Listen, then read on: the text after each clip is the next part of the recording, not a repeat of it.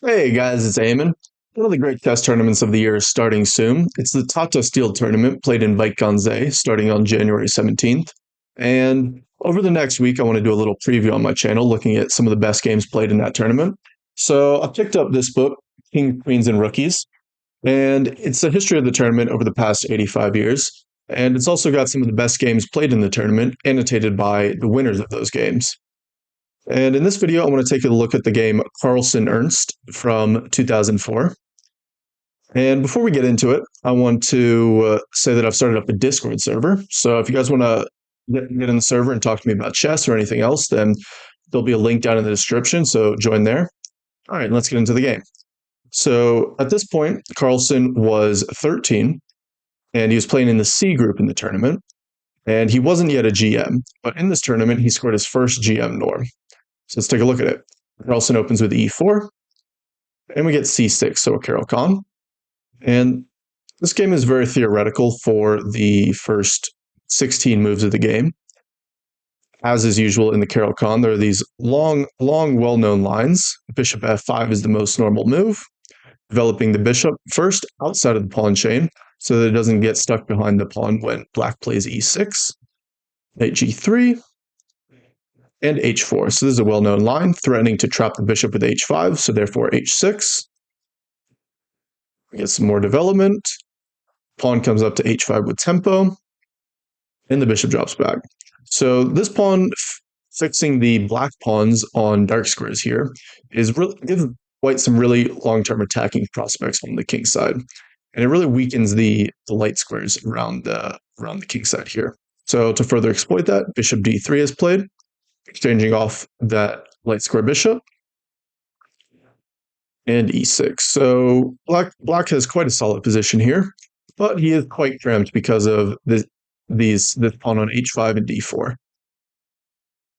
Bishop f4, knight comes out, and castles queenside.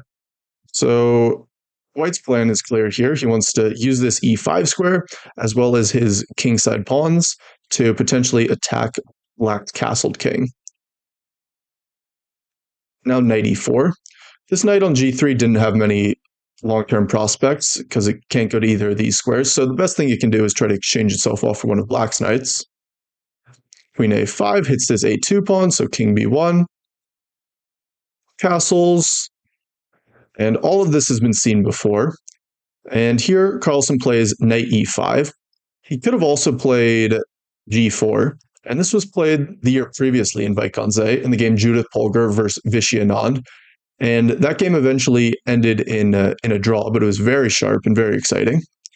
But Carlsen he thought Ernst would know that game, so he decides to play more slowly, simply play knight e5. Now rook d8. And now Carlsen has a choice. Clearly, black wants to play c5 and exploit the position of the queen on the d file. So the queen can move somewhere. And there's lots of different options where it can move. It can move to g3. It can move to b3. Even queen h3 makes sense. But in this game, Carlsen chose queen e2, which sets up a pretty sneaky threat, which his opponent did not realize. Now c5 was played, but c5 is definitely a mistake.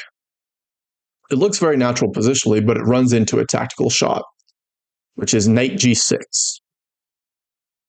And this is a very common idea in the Caro-Kann.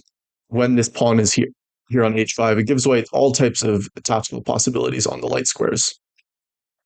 Now Ernst took the pawn, which took the knight, which is definitely a mistake.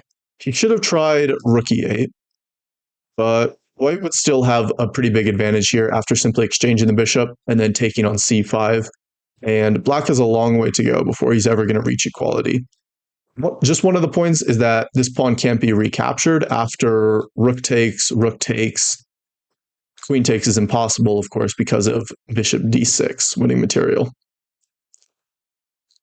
So still, that was probably black's best try, but black chose to take the knight. And now, of course, the follow-up is queen e6. The king goes in the corner.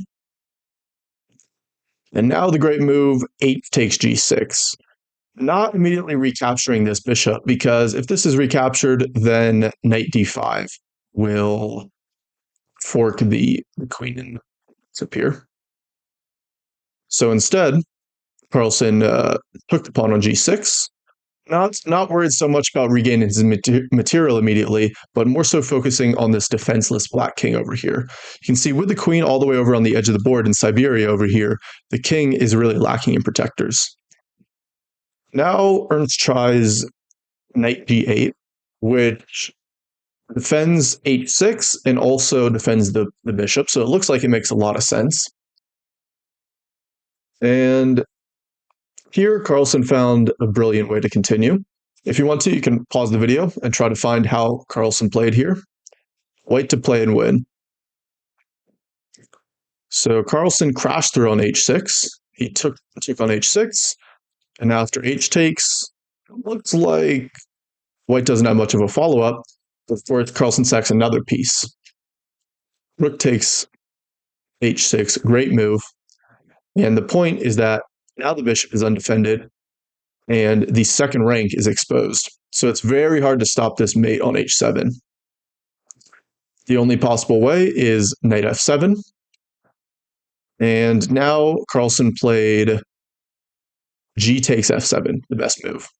In 2003, in the year before, another game had reached this position, and in that game, Almagro Llanas versus Gustafsson, White played queen f6 check, but the game only ended in a draw after king g8, rook h1. Now black has the great defense, knight h6. Discover attack on the queen and defending along the h-file. And so White had nothing better than to go for perpetual here after queen e7. Knight came back, and the game ended in a draw after queen f6. So Carlsen doesn't fall for that. He finds the best move, g takes f7, not allowing black to escape with a perpetual, but the black king is still completely exposed here on h8. And this is a completely winning position for Carlsen, but he concludes the game nicely. So king g7, the rook was threatening to give a check on h1, so the king comes to the g-file. And now rook d3. So a nice little rook lift, preparing to swing the rook into the action along the third rank here. In fact, there was an even faster mate after, instead of rook d3, queen e5 check would have led to mate immediately, because after king takes, now after rook d3, this would result in a faster mate, but what Carlsen did was also winning. Rook comes up to d3, rook d6, trying to interpose with the rook along the sixth rank here, but it doesn't matter because now Carlsen finds queen e5 check, forcing the king to take, and queen f5 check. So it's a double attack on the rook here. Of course, Carlsen does have to watch out for this back rank threat, but Ernst, very sportsmanlike, played rook f6, allowing Carlsen to mate in one with queen d7 checkmate. Even if Ernst hadn't played rook f6, the game was still completely over because, for example, after a move like king e8, the rook switches back to the e-file, and White would pick up this rook with check. But, like I said, very sportingly, Ernst played rook f6, allowing the mate on the board. And it's a very picturesque mate with White down a rook, but the king completely exposed here on f7. All right, so really nice little miniature from Carlsen there. And hope you guys enjoyed the video, and make sure to join my Discord server if you want to talk to me. And I'll see you in the next one. I'll be reviewing some more games from this book, Kings, Queens, and Rookies, and we'll be taking a look at some other great games played in this excellent tournament. Thanks so much for watching. See you in the next one.